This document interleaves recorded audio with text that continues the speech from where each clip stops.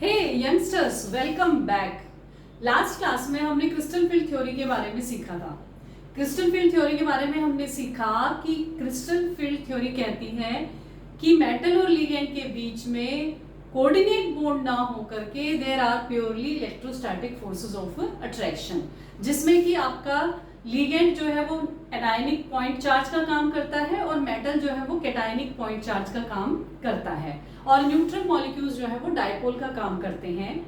हमने सीखा कि जब लिगेंड आता है, जब लिगेंड मेटल के पास अप्रोच करने आता है ऑक्टाहेड्रल फील्ड में, तो जो दो ऑर्बिटल्स जो कि डायरेक्टली लाया करते हैं एक्सिस के ऊपर, उनके बीच में और आने वाले लिगेंड के इलेक्ट्रॉन्स के बीच में रिपल्शन होता है, जिससे कि हमारे डी ऑर्बिटल्स जो है वो स्प्लिट हो जाते हैं T2G और EG ऑर्बिटल्स में। अब ये स्प्लिटिंग जो है that depends upon the strength of the ligand, और इसी आधार पर इस थ्योरी ने जो है हमें लिगेंड्स की स्ट्रेंथ के बारे में बताया कि लिगेंड्स कैसे स्ट्रेंथन होते हैं।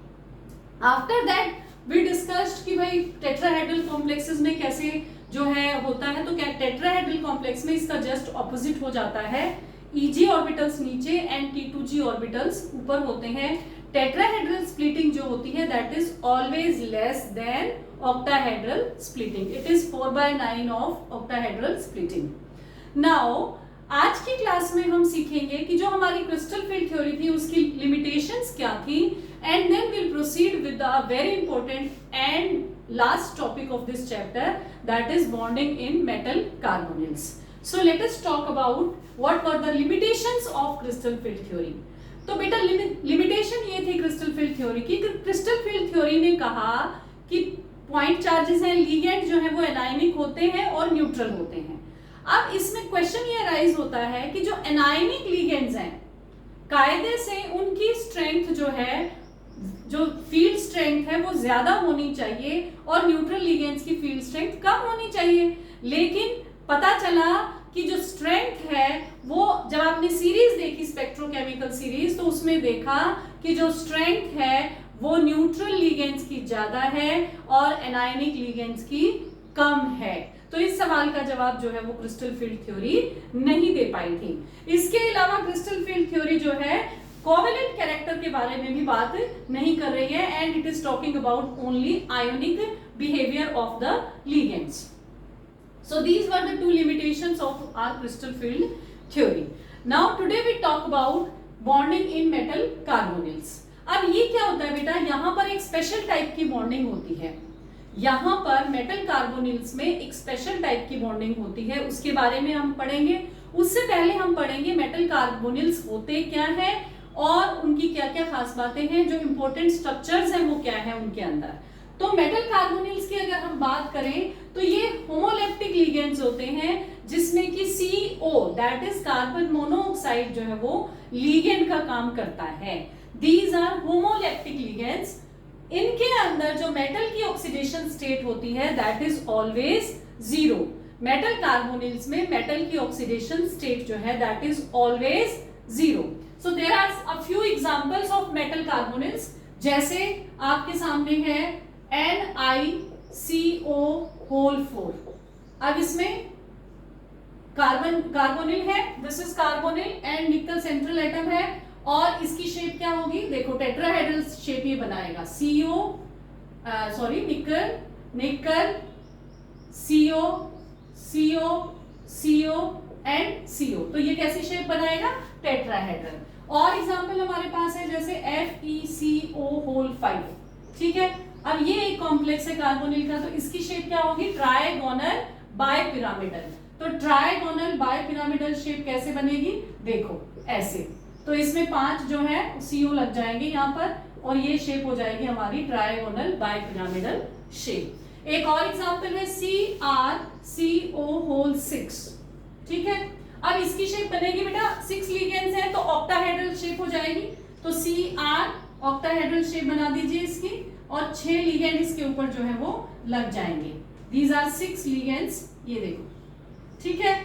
इसके अलावा 2 और एग्जांपल्स हैं आपके पास, एक है Mn2CO10। Deca carbonyl di manganese 0। अब इसकी शेप कैसे बनेगी वो हम थोड़ा देख लेते हैं। इसको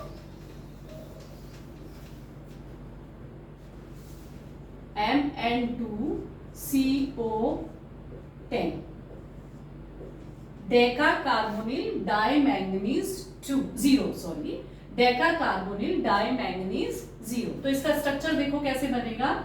2 मैंगनीज है इसके अंदर, तो वो सिंपल एक बॉन्ड से जुड़े हुए हैं, और 5 हर एक मैंगनीज के पास 5 CO होंगे। There will be 5 COs with each manganese. So ये स्ट्रक्चर जो है वो आपका ऐसे बन जाएगा। This is a very simple structure. ठीक है, और उसके बाद एक और स्ट्रक्चर है हमारे पास आपके सिलेबस में जो है CO2CO8 octa carbonyl di cobalt 0। Octa carbonyl di cobalt 0। तो इसमें होता है बेटा ब्रिज लिगेंड, मतलब एक लिगेंड 2 एटम्स के साथ शेयर होता है। देखो जैसे ये है कोबाल्ट, कोबाल्ट का O छोटा आएगा, दिस इज कोबाल्ट, ओके। और यहां पर ये कार्बन मोनोऑक्साइड है, ये भी कार्बन मोनोऑक्साइड है जो कि दोनों कोबाल्ट के साथ शेयर हो रही है, और 3 कार्बन मोनोऑक्साइड आपके यहां पर लग जाएंगे। ठीक है, तो इस तरह से ये जो है बॉन्ड आपका बनता है। स्ट्रक्चर आपको इनके बनाने की प्रैक्टिस होनी चाहिए, ये कभी कभी एग्जाम में आ जाते हैं। ठीक है, so this is how the carbonyl compounds are formed. तो अब हम बढ़ते हैं बहुत इंपॉर्टेंट एस्पेक्ट की तरफ कि इनके अंदर जो बॉन्डिंग होती है वो कैसे होती है। तो बॉन्डिंग में क्या होता है बेटा, एक स्पेशल टाइप की बॉन्डिंग जो है वो इन कंपाउंड्स में पाई जाती है, उसको हम बोलते हैं सिनर्जिक बॉन्डिंग। क्या बोलते हैं? Synergic bonding. तो उसको थोड़ा सा समझने की कोशिश करते हैं कि व्हाट इज सिनर्जिक बॉन्डिंग। तो सिनर्जिक बॉन्डिंग क्या होती है बेटा, पहले देखो, पहले लीगेंड जो है मेटल को इलेक्ट्रॉन्स डोनेट करता है उसके वेकेंट ऑर्बिटल में, और इलेक्ट्रॉन्स डोनेट करके सिग्मा बॉन्ड बनाता है। उसके बाद मेटल अपने फील्ड ऑर्बिटल से, मेटल के पास फील्ड डी ऑर्बिटल्स भी तो हैं, तो मेटल अपने फील्ड डी ऑर्बिटल से लीगेंड के वेकेंट ऑर्बिटल में बैक बॉन्डिंग के थ्रू इलेक्ट्रॉन्स डोनेट करता है। देखो जैसे मैंने यहां पर दिखाया है, मैं बना के भी दिखाऊंगी आपको। ये मेटल है, ये लीगेंड है। अब सबसे, ये लीगेंड के पास यहां पर 2 लोन पेयर ऑफ इलेक्ट्रॉन्स हैं। सबसे पहले लीगेंड 2 इलेक्ट्रॉन मेटल को देता है उसके वेकेंट ऑर्बिटल में और सिग्मा बॉन्ड बनाता है। सबसे फर्स्ट बॉन्ड जो होता है that is always a sigma bond. अब जो मेटल के पास यहां पर किसी इस ऑर्बिटल में सपोज करो इलेक्ट्रॉन्स हैं, मेटल अपने पाई इलेक्ट्रॉन्स जो हैं वो लीगेंड के वेकेंट ऑर्बिटल को डोनेट करता है वापस, यहां पर इसके साथ में डोनेट करके पाई बॉन्ड बनाता है। कैसा बॉन्ड बनाता है? Pi bond. तो इससे क्या हुआ, देखो लीगेंड ने मेटल को दिया, मेटल ने लीगेंड को दिया, सिंपल सी कहानी है। इस इफेक्ट को हम सिनर्जिक इफेक्ट कहते हैं। यहां पर बच्चों के दिमाग में क्वेश्चन आ सकता है कि मेटल, बाकी सभी लीगेंड्स की हमने बात की, वहां तो नहीं दे रहा था मेटल लीगेंड को, लेकिन यहाँ कार्बोनिल में ऐसा क्या हो गया कि यहाँ पर जो है मेटल वापस दे रहा है लीगेंड को। तो इसका कारण ये होता है बेटा कि जो कार्बोनिल है और 1-2 लीगेंड जैसे कि आपका NO, उनका ये जो pi star anti bonding orbital होता है, this is pi star anti bonding orbital. ये जो है this is low line, low in energy, ये एनर्जी में कम होता है, नीचे लाई करता है, तो आसानी से मेटल जो है वो इसको इलेक्ट्रॉन डोनेट कर सकता है। So this is how this bonding takes place. इसको समझ लेते हैं एक बार। देखो ये लीगेंड है, सपोज करो ये मेटल है, मेटल के पास खाली ऑर्बिटल है और कुछ भरे ऑर्बिटल्स भी हैं। लीगेंड के पास लोन पेयर ऑफ इलेक्ट्रॉन वाला ऑर्बिटल है और कुछ खाली ऑर्बिटल्स भी हैं। सबसे पहले लीगेंड जो है इसको इलेक्ट्रॉन डोनेट करेगा इसके वेकेंट ऑर्बिटल में और उसके बनाएगा सिग्मा बॉन्ड। उसके बाद मेटल जो है अपने फील्ड ऑर्बिटल से इसके खाली pi star anti bonding orbital में इलेक्ट्रॉन डोनेट करेगा और एक और बॉन्ड बनाएगा जिसको हम कहते हैं पाई बॉन्ड। इस तरह से मेटल और लिगेंड के बीच जो स्ट्रेंथ होती है वो बढ़ जाती है और जो बॉन्ड बनता है वो काफी स्ट्रॉन्ग बनता है।